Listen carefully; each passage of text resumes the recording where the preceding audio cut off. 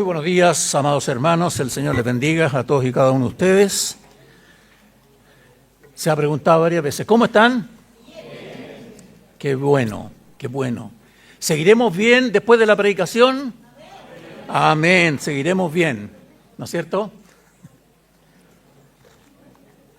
Bueno, quiero dar gracias primero al Señor por su misericordia para conmigo y permitirme compartir con ustedes nuevamente la palabra del Señor. Y espero que usted me siga en este viaje que vamos a hacer ¿ya? A través de la Escritura. Esta mañana vamos a hacer una breve introducción, ¿ya? Y es como una predicación puente entre lo que veníamos predicando anteriormente respecto a la espera en esta etapa que estamos viendo de la segunda venida del Señor, ¿ya? Y los siguientes temas de predicación que vamos a tener en adelante que tienen que ver con viviendo en la gracia del Señor. Bien, para ello he tomado un pasaje de la Escritura. Bueno, ahí está. Busque usted en su Biblia Mateo capítulo 16, vamos a ver un par de versículos allí.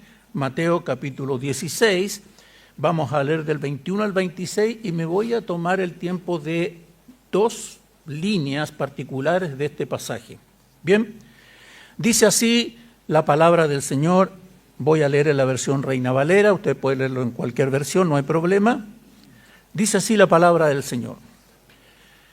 Mateo 16, verso 21, dice: Desde entonces comenzó Jesús a declarar a sus discípulos que le era necesario ir a Jerusalén y padecer mucho de los ancianos, los principales sacerdotes y de los escribas, y ser muerto. Pero y resucitar al tercer día, verso 22. Entonces Pedro, el apóstol Pedro, tomándole aparte, comenzó a reconvenirle diciendo: Señor, ten compasión de ti, en ninguna manera esto te acontezca. Pero él, el Señor Jesús, ¿ya? Volviéndose le dijo a Pedro: apártate o quítate de mí, Satanás, me eres tropiezo, porque no pones la mira en las cosas de Dios, sino en la de los hombres. Siguiente, entonces Jesús y sus discípulos, dijo a sus discípulos: si alguno quiere venir en pos de mí, niéguese a sí mismo, tome su cruz y sígame. Porque todo el que quiera salvar su vida, la perderá. Y todo el que pierda su vida por causa de mí, la hallará. Porque ¿qué aprovechará el hombre si ganare todo el mundo y perdiere su alma? ¿O qué recompensa dará el hombre por su alma? Hasta allí la palabra del Señor. Vamos a orar, entonces inclinen su rostro para orar al Señor. Padre, en esta mañana, Señor, estamos delante de ti, con nuestro corazón, nuestra mente y nuestros oídos atentos, Señor, a lo que tú nos quieras decir en esta mañana. Padre, que mis palabras sean dirigidas por ti, que nada emane de mi corazón sino de lo que tú has puesto en él, para en esta mañana, Señor, refrescar el corazón y el alma de cada uno de los que estamos aquí presentes y también de aquellos que están conectados a través de la transmisión. Bendícenos tú, Señor, en esta mañana, que tu presencia sea tan tangible en nuestro corazón, porque sin ella, Señor, esta reunión no tiene sentido. Padre, en el nombre de Jesús, bendícenos en esta mañana con tu palabra. Amén y amén. Vamos a tomar un espacio, una slide, que fue la última que compartió el pastor Cristian la semana recién pasada, y para reflejar que nosotros hoy día estamos viviendo en una doble realidad.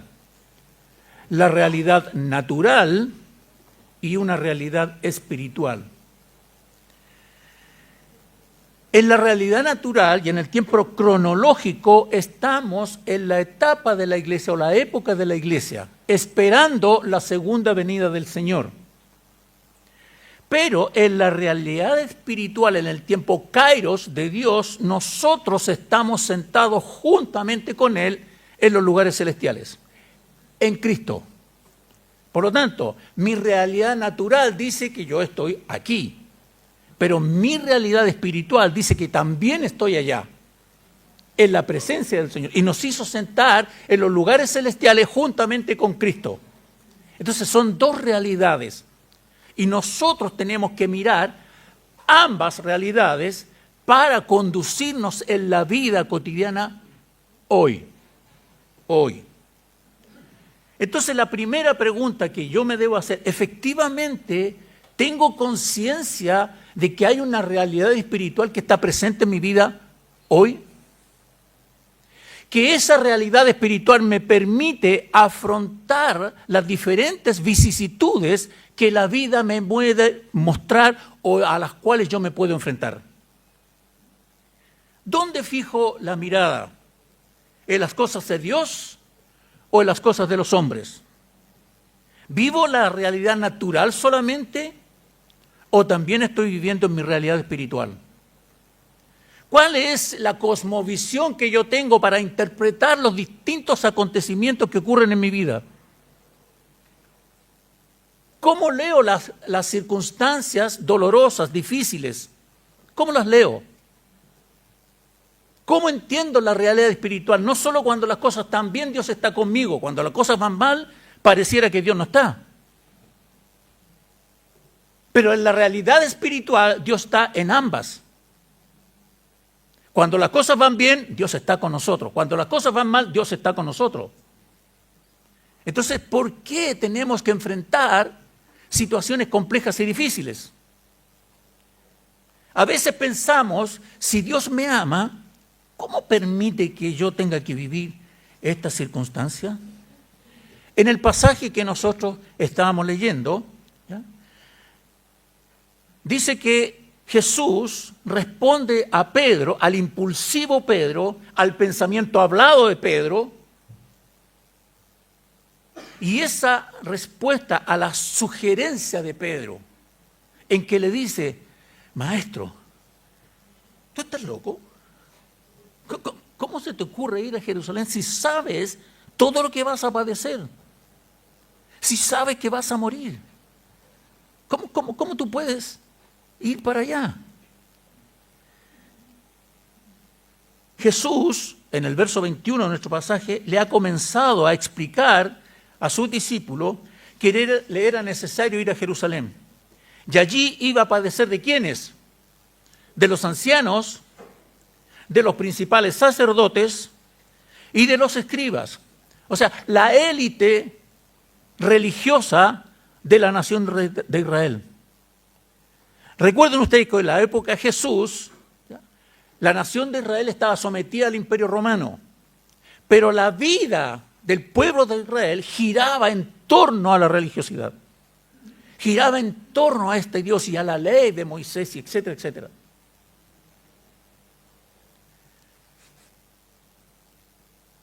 El Señor le dijo que al tercer día resucitaría.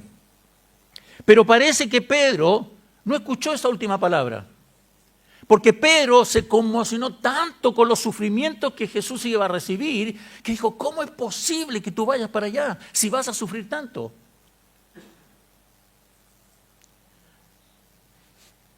Yo creo que cualquiera de nosotros hubiese reaccionado de la misma forma.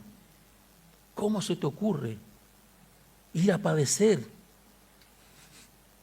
El problema es que en nuestra realidad natural tenemos una percepción sesgada del sufrimiento.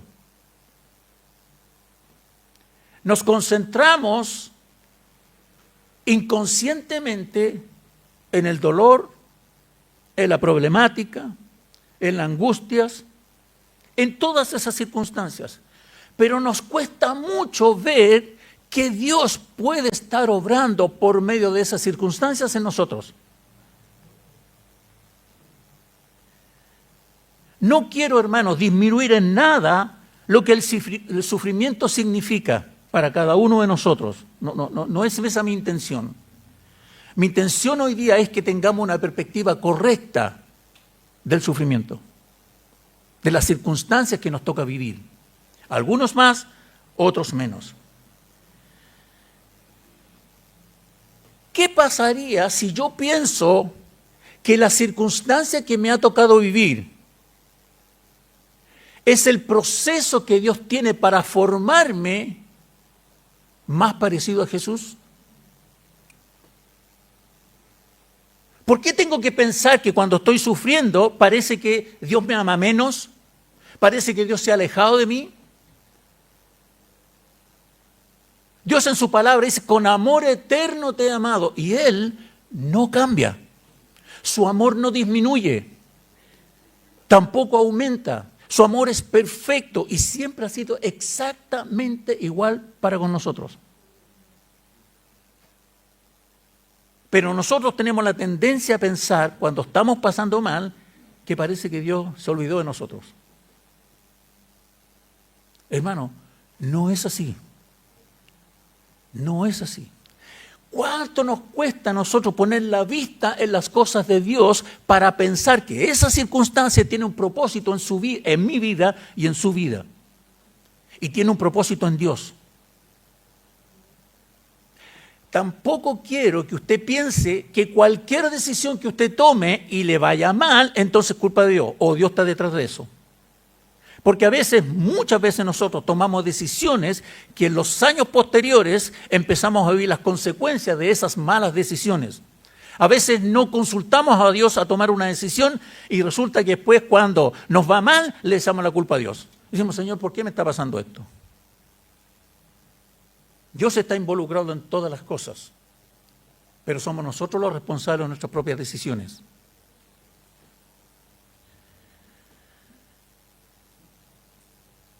Esto me lleva a pensar en algunas circunstancias de esta naturaleza, porque cometemos generalmente el error de separar el amor de Dios de la soberanía de Dios. Dios es soberano, hermano, en todas las cosas. Y ha sido soberano antes, lo es hoy y lo será siempre. Siempre. Pero también Dios nos ha amado con un amor tan grande que nuestra mente limitada no logra comprender su amor perfecto.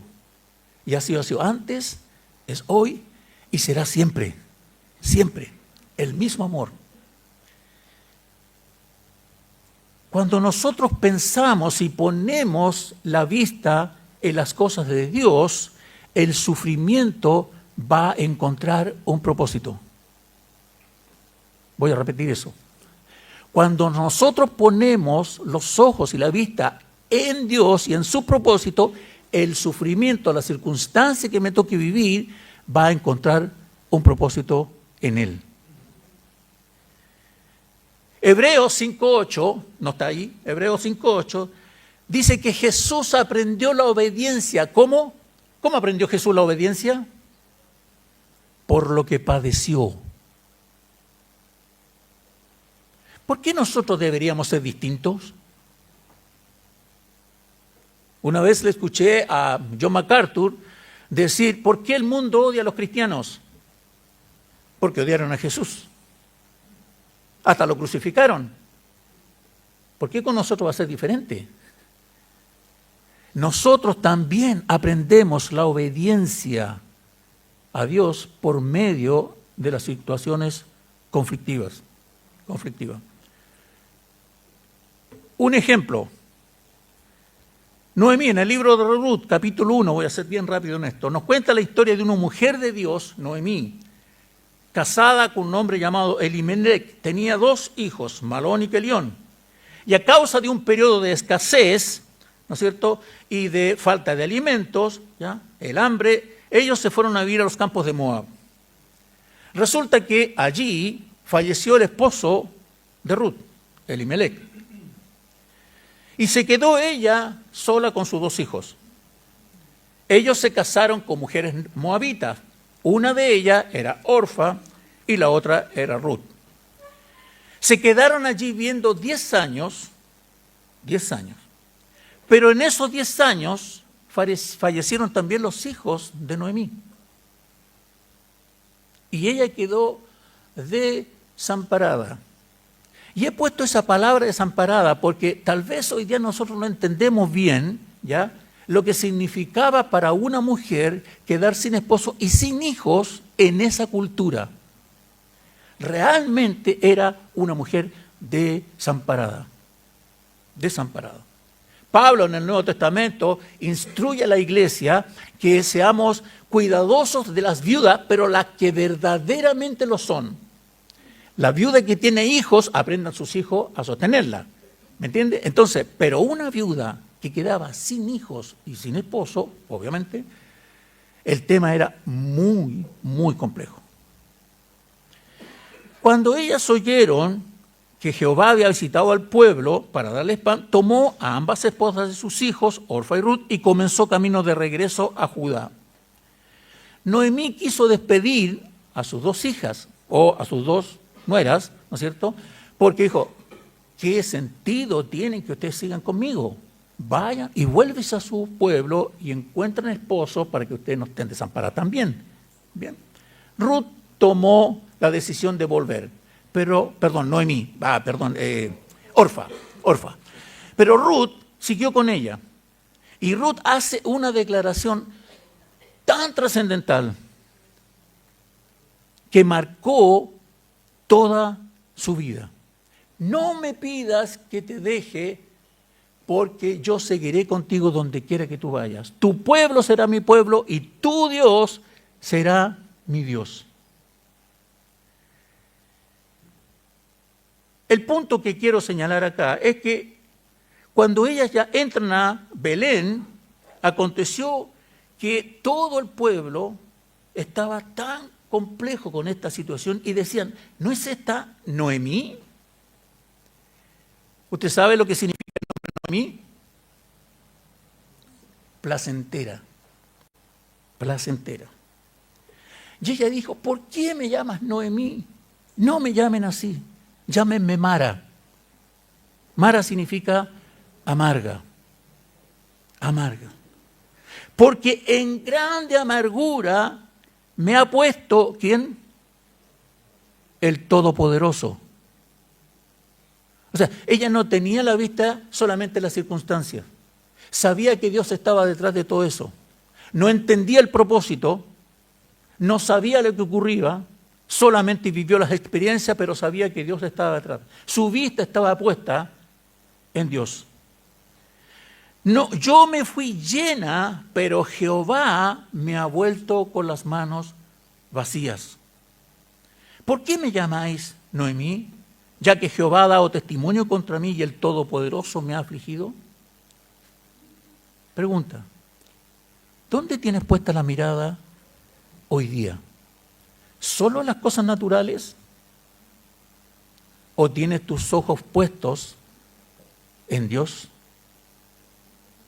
Y que Dios de una u otra forma tiene propósito en aquellas cosas que tú sufres y no entiendes, en que no sabes por qué te está pasando lo que está pasando. ¿Dónde tenemos puesta siempre la mirada? ¿Cómo interpretamos la vida? ¿Cómo vemos las circunstancias? ¿Cómo leemos las circunstancias que nosotros vivimos y las que ocurren a nuestro alrededor? ¿Las vemos desde el punto de vista natural nomás? Otro ejemplo. José vivió experiencias desde su niñez. En su adolescencia se destacaba por tener una túnica de colores que reflejaba o mostraba el favoritismo de su padre por sobre sus hermanos. ¡Qué gran error de un padre!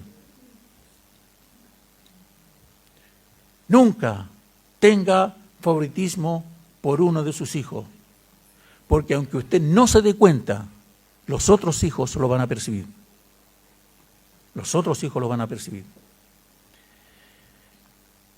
Él tenía sueños y mostraba que sus hermanos se inclinarían a él al igual que su padre. Esto generó una envidia tan fuerte de sus hermanos. Y allí como a los 17 años aproximadamente sus hermanos ya lo querían matar. Lo echaron en una cisterna. Luego lo vendieron como esclavo a unos mercaderes. Los mercaderes lo vendieron a Potifar, un oficial importante de Faraón. Pero dice la Escritura que todo lo que hacía José prosperaba. ¿Por qué?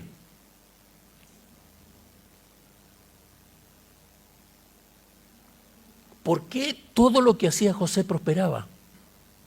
La Escritura dice, porque la mano de Jehová estaba con José. Él no entendía nada. Él vivía los acontecimientos que le iban ocurriendo y no entendía. Cuando ya todo parecía tranquilo en la casa de Potifar, la esposa de Potifar no halló nada mejor que echarle el ojo a José. Dijo, esto le va súper bien, todo lo hace bien, bueno, me voy a tirar ahí. Y José, como debiéramos responder todos los hombres, la rechazó. Escuché un solo amén de un hombre, escuché uno solo, no escuché más. ¿Ya? La rechazó. Y ella, por tratar de tomarlo, agarró un trozo de su capa y se quedó con eso, y con eso lo acusó de que él había querido tener una relación con ella. Y fue encarcelado injustamente. Estando en la cárcel, 2 años, encarcelado injustamente, 2 años. Ahora las cárceles allá no son como las de acá, las de hoy día, las cárceles allá eran muy difíciles y mucho más complejas. Pero resulta que en la cárcel él interpretó el sueño del panadero del rey y también del copero del rey. Y no fue fácil. A uno le dijo que iba a ser liberado y al otro le dijo que iba a ser muerto. 1 semana le dio. Como a eso de los 30 años de José, o sea, 13 años después de que los hermanos lo hayan metido en una cisterna, eso para que calculemos más bien el tiempo que pasa mientras duran los problemas y las dificultades que uno normalmente tiene, digamos, ¿ya? Como a los 30 años, luego de 2 años de prisión, Faraón tuvo un sueño que nadie en su corte pudo interpretar, pero José sí. Y habló acerca de los 7 años de abundancia y los 7 años de hambruna, y Faraón lo nombró gobernador de Egipto a cargo de toda la gestión de la crisis. ¿Por qué traje esto a colación? Porque José al final entiende el propósito que Dios tenía para que él hubiese pasado todo lo que tuvo que pasar. En Génesis 50, versos 19 al 20, dice, José se muestra como él es a sus hermanos. Yo soy José, al que ustedes vendieron, pero no les pese haberme vendido. Y él lo dice literalmente.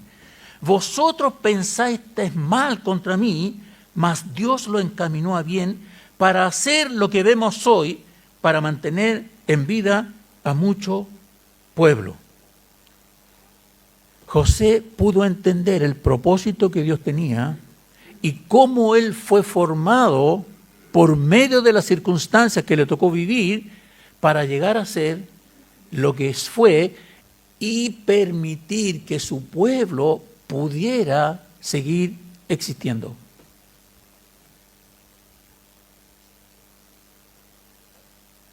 En el pasaje que nosotros tenemos, en el verso 24, Jesús le dice a sus discípulos, si alguno quiere venir en pos de mí, niéguese a sí mismo, tome su cruz y sígame. No sé qué reacción tuvieron los discípulos ante estas palabras o qué significaba para ellos lo que Jesús les estaba diciendo. Pero, ¿qué significa para ti hoy este pasaje? ¿Cuántos quieren ser discípulos del Señor? Todos queremos ser discípulos del Señor. ¿Estamos dispuestos a tomar nuestra cruz y a seguirle? ¿Qué significa para nosotros hoy tomar nuestra cruz? ¿Cuál cruz? Tengo trabajo, tengo familia, tengo un buen pasar. ¿Cuál cruz? No tengo problemas. Dificulto que algunos no tengan problemas, todos tenemos problemas, pero a veces los puedo sobrellevar. Entonces, ¿qué significa para nosotros hoy? Tomar nuestra cruz. ¿Qué me está diciendo esta palabra hoy a mí? A cada uno de nosotros. Recuerde que ellos vivieron presencialmente cuando Jesús llevaba su propia cruz para ser muerto en ella. Jesús sabía que iba a morir. Iba a entregar su vida en esa cruz.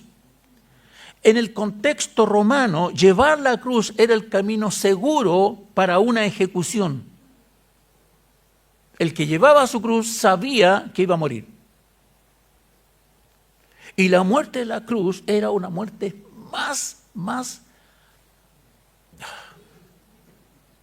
difícil. Porque la agonía era por horas, incluso a veces días. ¿Pero qué significa para nosotros hoy? Creo que simboliza el camino seguro hacia la muerte de nuestro yo. Mi yo debe ser crucificado. Un cambio radical hacia una entrega incondicional a Dios. ¿Vas en ese camino? ¿Has tomado tu cruz? Tomar nuestra propia cruz implica morir a nosotros mismos, es negar a nosotros mismos, es renunciar a nuestros deseos, a nuestros intereses, a nuestros derechos, estar dispuesto a sufrir y sacrificarnos por el Evangelio. Creo que debería repetir eso, ¿no? Para nosotros implica morir a nosotros mismos, negarnos a nosotros mismos, renunciar a nuestros deseos, a nuestros intereses y a estar dispuestos a sufrir y a sacrificarnos por el Evangelio. Lucas, en el pasaje paralelo, en Lucas 9:23, agrega una palabra muy particular, dice, cada día. Es decir, es una actitud de entrega continua, no es un evento único, no es tampoco un evento excepcional, no, es algo que se debe vivir diariamente, diariamente. ¿Estoy viviendo de esa manera mi día a día? ¿Cómo interpreto cada día lo que vivo? ¿Estoy viendo lo que el Señor está haciendo conmigo hoy a través de esa circunstancia? ¿Tengo mi mirada puesta en las cosas que Dios está haciendo conmigo o miro solamente lo natural y digo, oh, esta porquería me volvió a pasar, ¿qué voy a hacer? ¿Cómo voy a enfrentar esto? Etcétera. Romanos 12:2 es un pasaje que me gusta muchísimo, lo he ocupado muchas veces. En el verso 2 dice, no os conforméis a este siglo, sino transformaos por medio de la renovación de vuestro entendimiento para que comprobéis cuál sea la buena voluntad de Dios, agradable y perfecta. Si usted quiere cambiar su manera de ser, lo primero que debe ocurrir es que debe cambiar su manera de pensar. Tiene que haber una transformación de su cosmovisión. Todos nosotros hemos sido formados con una cosmovisión humana, natural. Pero el pasaje acá nos dice que nuestra cosmovisión debe cambiar. No se conformen al sistema del mundo, eso significa siglo, sino transformado, ¿por qué? Por medio de la renovación de su manera de entender las cosas, de su manera de ver las cosas. Tiene que ser cambiado para que pueda usted comprobar cuál es la buena voluntad de Dios, que es agradable y que es perfecta. De otra manera, imposible. Pablo dice en Corintios que al hombre natural le es imposible entender las cosas espirituales porque deben discernirse espiritualmente. No puede. Por eso nosotros tenemos que tener una mente espiritual. La palabra del Señor dice que tenemos la mente de Cristo. Tenemos que pensar como Cristo.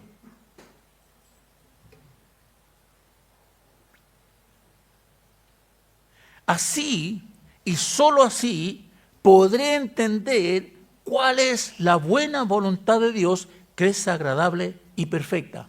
Ahora, la gran pregunta, ¿y cuál es la buena voluntad de Dios para mi vida? ¿Cuál es la buena voluntad de Dios para tu vida?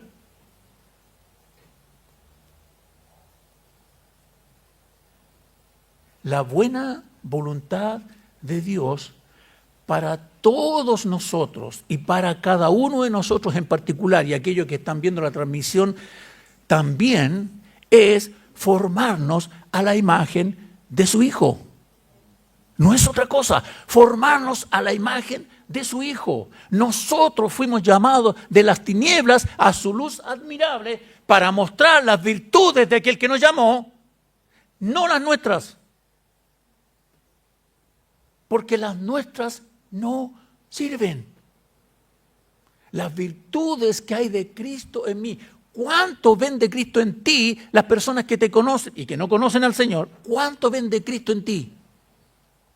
¿Cómo reacciona frente a la adversidad? ¿Cómo reacciona frente al fraude? ¿Cómo reacciona frente a las distintas cosas que te toca vivir?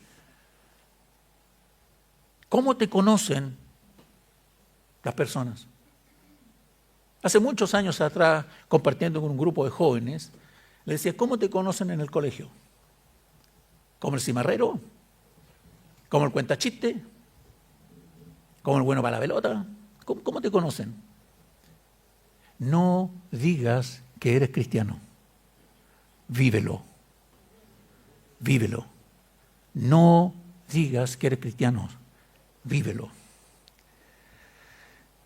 La voluntad de Dios, agradable y perfecta, es que nosotros seamos formados a la imagen de su Hijo Jesucristo. Todos y cada uno de nosotros estamos en un proceso en el cual Dios está trabajando en nosotros para ser hechos conforme a la imagen de su Hijo. No son las situaciones, no son las circunstancias que vivimos las que te transforman, amado hermano. No, es Dios usando las circunstancias para transformar tu vida y hacerte más igual a Él. Yo esperaba muchos amenes ahí, ¿eh? Ahí sí. Dios usa todas las circunstancias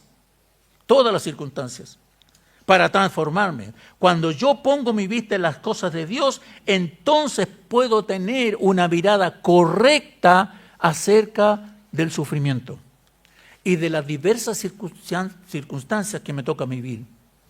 Entonces podré comprender el poder de Dios que se perfecciona en mi vida cuando en la debilidad. Puedo entender que Dios está formándome a la imagen de su Hijo por medio de las circunstancias. En 2 Corintios, Pablo hace una declaración muy importante. Dice, por lo cual, por amor a Cristo, me gozo en las debilidades, en las afrentas, en necesidades, en persecuciones, en angustias, porque cuando soy débil, entonces soy fuerte. ¡Wow! ¡Qué contradictorio! Pero esa es la verdad. Porque cuando soy débil físicamente, cuando soy débil emocionalmente, cuando soy débil espiritualmente, Cristo se está haciendo fuerte en mí. Él se está formando en mí. Y me enseña a depender no solo un 80% de Dios, no solo un 90 ni un 99%, 100% dependiendo de Dios.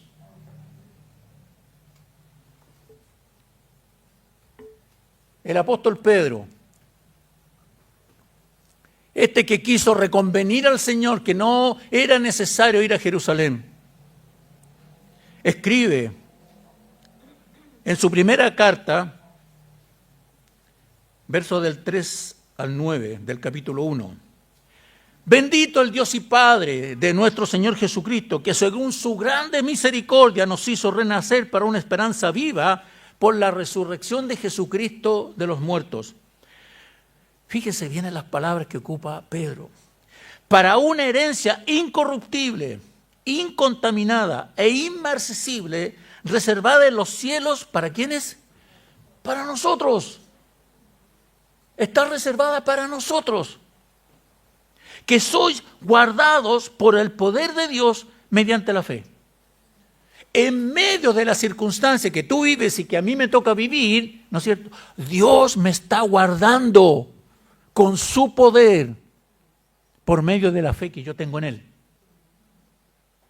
Para alcanzar la salvación que está preparada para ser manifestada en el tiempo postrero, en lo cual vosotros os alegráis, aunque por ahora, por un poco de tiempo, si es necesario, tengáis que ser afligidos en diversas pruebas, para que sometida a prueba vuestra fe, mucho más preciosa que el oro, el cual, aunque perecedero, se prueba con fuego, se hallada en alabanza, gloria y honra cuando sea manifestado Jesucristo.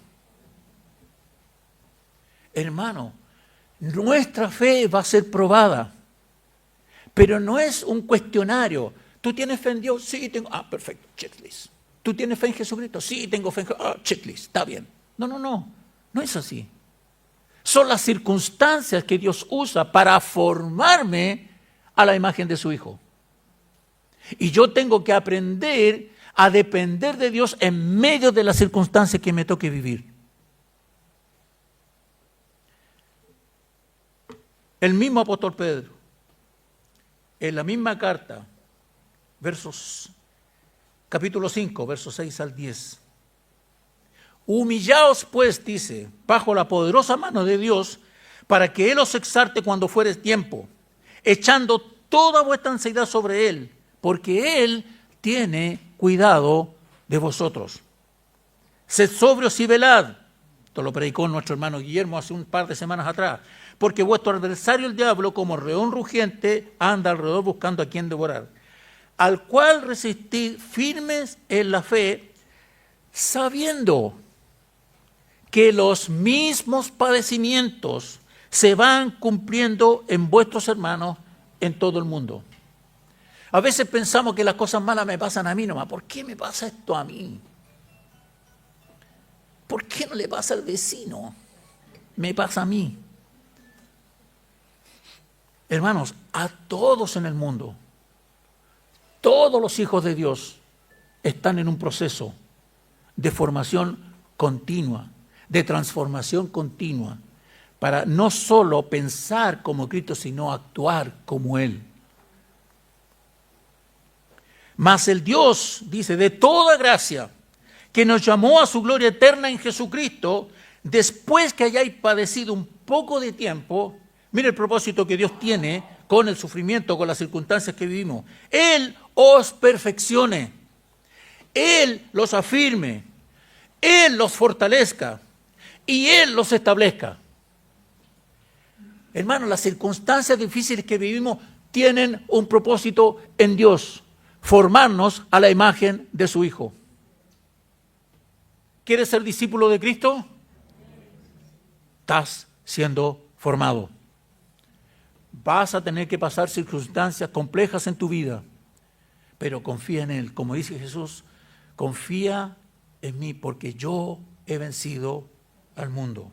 Gloria al Señor. La gloria a Él sea el imperio por los siglos de los siglos. Amado, no son las circunstancias las que transforman nuestra vida. Es el Señor usando las circunstancias para transformar nuestra vida. Mi propósito en esta mañana es que todos nosotros y quienes nos ven a través de la transmisión tengamos una visión correcta de las circunstancias que vivimos diariamente. Puesto los ojos en Jesús, el autor y consumador de la fe, el cual por el gozo puesto delante de Él sufrió el oprobio y sufrió la cruz y sufrió la muerte. ¿Cuál era el gozo que fue puesto delante de Jesús en la cruz? ¿Por qué la Escritura dice por el gozo puesto delante de Él? ¿Cuál era ese gozo? Pedro estaba preocupado de los sufrimientos de Jesús. No vayas a Jerusalén, porque vas a sufrir. Te van a entrar una corona de espinas. Te van a desnudar. te van a ofender, te van a escupir, te van a golpear, te van a dar latigazos. Pedro estaba preocupado por eso. Pero el gozo puesto delante de él es que él se iba a sentar nuevamente con el Padre en su gloria. Y todos nosotros estamos sentados juntamente con él al lado del Padre. ¡Wow! Amados hermanos, ese amén debería ser fuerte porque todos nosotros vamos a estar ahí por medio del sacrificio de Jesús en la cruz. Todos estamos allí. Estamos sentados juntamente con él. Entonces, cuando usted esté viviendo circunstancias complejas, piense en el Señor. Él también la sufrió para que usted esté sentado allá. Piense en eso para que usted diga, Señor, ¿cuál es tu propósito en medio de esta circunstancia que estoy viviendo? Para que yo pueda aprender de ti, conocerte más a ti.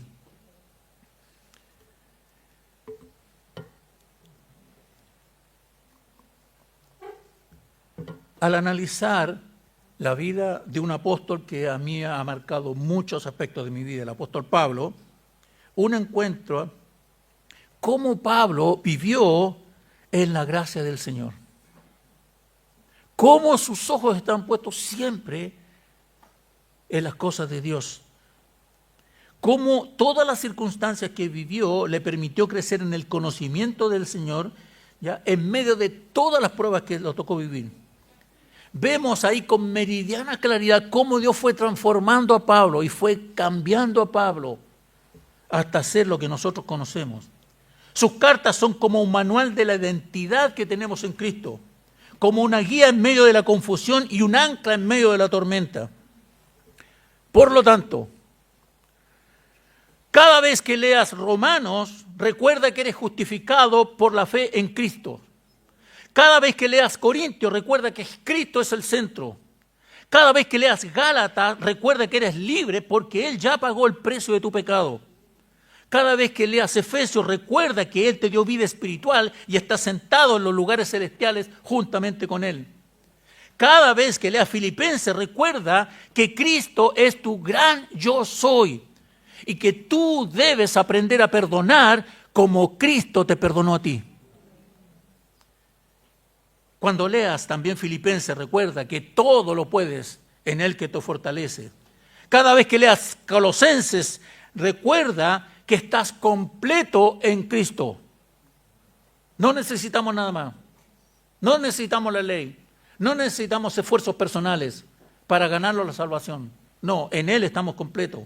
Cada vez que leas Tesalonicenses, recuerda que Cristo viene por su iglesia y tú eres parte de ella. En ese sentido, cada vez que leas las cartas pastorales, recuerda, sé fiel hasta la muerte. Cada vez que leas Filemón, recuerda que debes perdonar como fuiste perdonado. Pablo vivía con la mente puesta en el reino de Dios. Entendía quién era realmente en Cristo. ¿Entiendes tú lo mismo?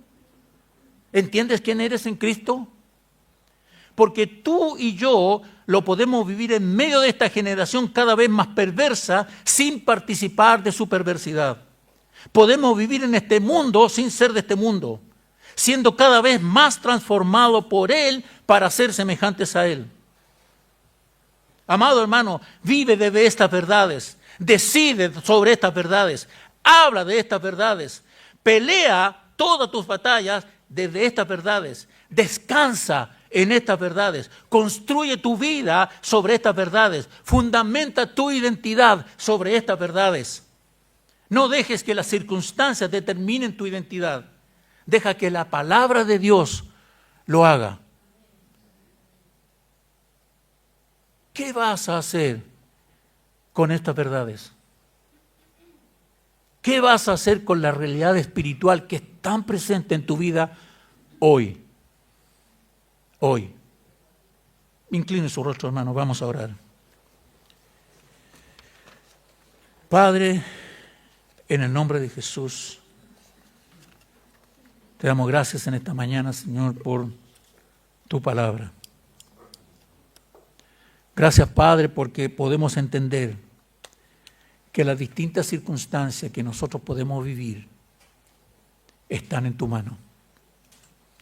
Que tú tienes propósitos para nosotros. de formarnos a la imagen de tu Hijo. Que esta palabra, Señor, quede anidada en nuestro corazón y que podamos compartirla con aquellos cercanos, Señor, conversarla alrededor de una mesa, entender, Señor, lo que estamos viviendo a la luz de tu palabra. Padre, en el nombre y por los méritos de Jesús. Amén y amén.